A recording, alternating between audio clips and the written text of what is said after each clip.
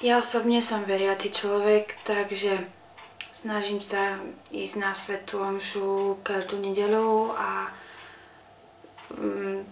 snažím sa aj dodržiavať tú moju vieru, teda správať sa podľa toho, čo viera hovorí, o čom viera hovorí, čo viera káže.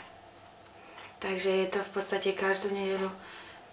Keď mám čas aj cez týždeň, som rada a ja vlastne v kostole načerpávam nejakú takú silu. Som kresťan katolík, presne povedané, takže verím Boha ako väčšina ľudí v tejto viere a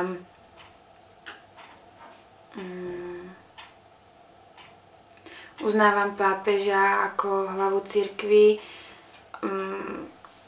a už viac neviem, čo mám povedať. Podľa mňa cirkev ponúka odpovede najmä na otázky takého duchovného života jednotlivca. Vlastne je to o tom, že človek má strašne veľa otázok a niekedy je ťažké nájsť na ne odpovede. A cirkev je vlastne taká inštitúcia, ktorá pomáha človeku sa v tomto zorientovať. Myslím si takisto, že pomáha aj v oblasti spoločenského života, aj v oblasti rodiny. Vlastne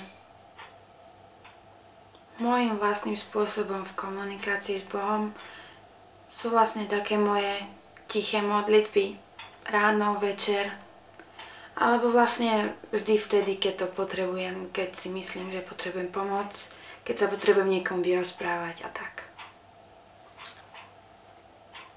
Nepovažujem sa za nejakého náboženského fanatika, myslím si, že som bežný veriaci človek, ktorý má svoje hodnoty a nimi sa riadi.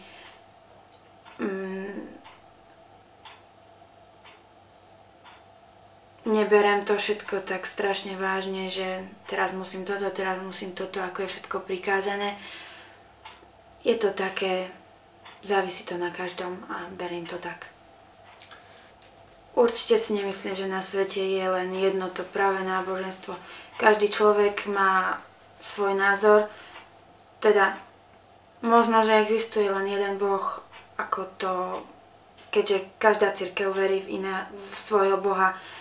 Vždy je tam ten Boh, vždy je Boh základom, ale ľudia majú rôzne názory na život, žijú v rôznych krajinách. Určite je tá odlišnosť spôsobená tým.